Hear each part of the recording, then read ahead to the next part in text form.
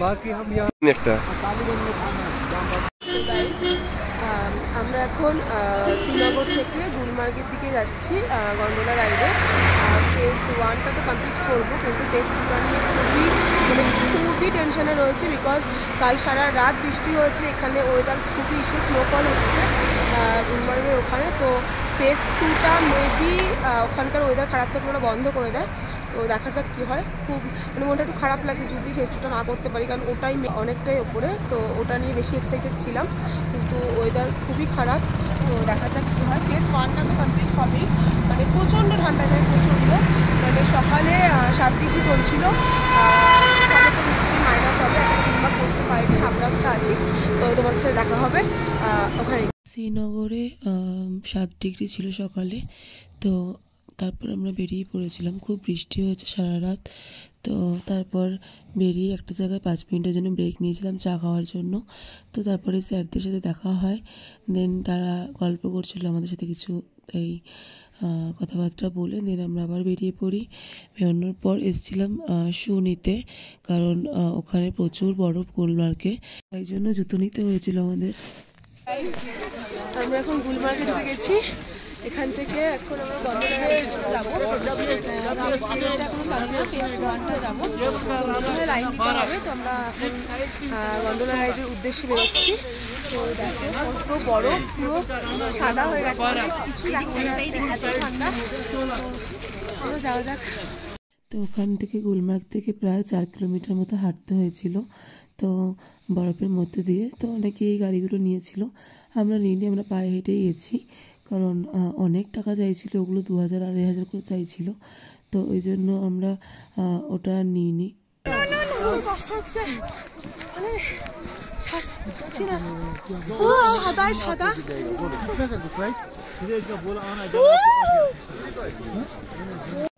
অনেকটাই হাঁটতে হয়েছে বরফের মধ্যে, 4 কিলোমিটার তো কম নয়। তো ভীষণই কষ্ট হচ্ছিলো। দেখতেই পাচ্ছ কতটা বরফ, মানে পুরো চারদিকে সাদা, চোখে কিছু দেখতে পাচ্ছি না। তো তারপর সানগ্লাস পরে নিয়েছিলাম, মানে জাস্ট চোখ যেন ধাঁধা হয়ে যাচ্ছে, মানে কীরকমই একটা ফিল হচ্ছিল। তো ওই জন্য চশমাটা পরে নিয়েছিলাম। এখন গন্ডোলা রাইডে হচ্ছে আমরা ফেজ 1।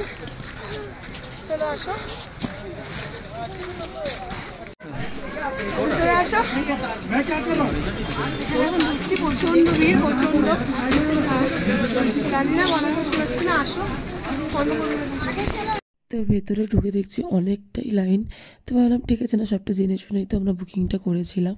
তো তারপর তোমরা যারা কাশ্মীর যাবে গন্ডোলা রাইডের বুকিংটা অবশ্যই আগে থেকে করবে, কারণ ওরা অনলাইনে টিকিট ছাড়ে, তারপর তৎকালীন টিকিট পাওয়াটা খুব চাপের হয়ে যায়।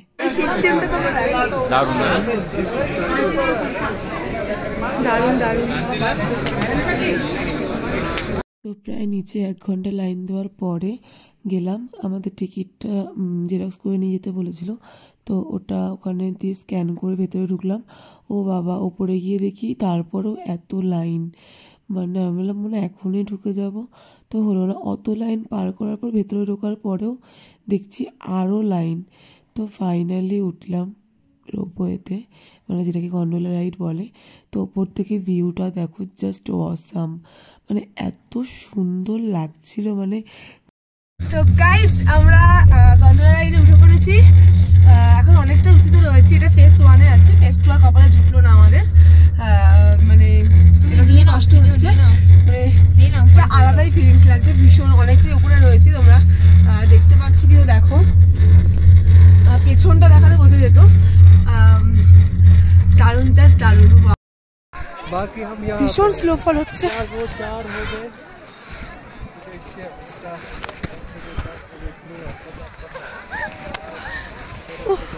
আরে ভাই,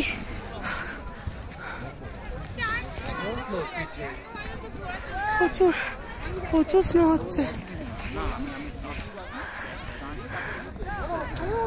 তো গন্ডোলা রাইডে করে যখন এপাশটাতে এলাম, মানে অ্যাকচুয়ালি এখানে একটা জায়গার নাম আছে, আমি ঠিক মনে নেই নামটা, মনে থাকলে বলতাম। এসেই দেখছি কি পরিমাণে স্নোফল হচ্ছে, মানে আমার তো মানে মাথা ঘুরে গেছে দেখে, যে এভাবে হট করে স্নোফল পাবো জাস্ট মানে ভাবতেই পারিনি। তারপরে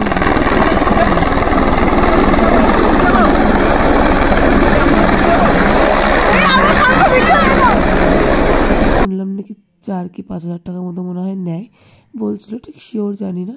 তো যাই হোক, আমি ওটা টিকিটের জন্য গেছিলাম, তো ওটা পাইনি। ওটাও নাকি অনলাইনেই কাটতে হয়, সেটাও আমি জানি না, আমাকে মানে বললো ওখানকার লোক, সেটাই বুঝতে পারলাম। তো গন্ডোলা রাইডে করে ফেস 1-এ এসেছিলাম, কথা আটকে যাচ্ছে, এতটা ঠান্ডা লাগছে। তো ওখানে এতক্ষণ এনজয় করার পর আমরা আবার গন্ডোলা রাইড করে ফিরে যাচ্ছি গুলমার্গের দিকে। তো তোমরা ভিউটা জাস্ট দেখো। ফেজ 1 থেকে তো ফেজ 2 আর যেতে পারিনি। ফেজ 2-এ গেলে হয়তো খুব শ্বাসকষ্ট হতো, খুব সমস্যা হতো, বাট কি আর করা যাবে, যেতে যখন পারিনি। তো মানে যে ফেজ 2-তে যদি যেতাম তাহলে আমরা ফেজ 2-এর যে একদম পাহাড়ের মেন মাথায় উঠতাম, ওর পেছনেই ছিল হচ্ছে পাকিস্তান বর্ডার বা পাকিস্তান। তো যাই হোক, ওপরের ভিউটা বেশ ভালো লাগছিল। তারপর আমরা বেরিয়ে পড়লাম রুমে যাওয়ার উদ্দেশ্যে। এখন কিন্তু সন্ধ্যে 6:30 বাজে গাইজ, মানে মনে হচ্ছে দেখে যে সন্ধ্যে 6:30 বাজে। দেখো কত আলো এখানে। তো তারপর আমরা গেলাম গাড়ির ওখানে, আমরা মানে লাঞ্চটাও করিনি। তো এই দেখো, এটা হচ্ছে ওখানকার একটা মানে হেলথ সেন্টার, তো আর একটা হসপিটাল বলতে পারো। তো গুলমার্গের ভিডিওটা কেমন লাগলো অবশ্যই জানিও, যতটুকু চেষ্টা করলাম দেওয়ার।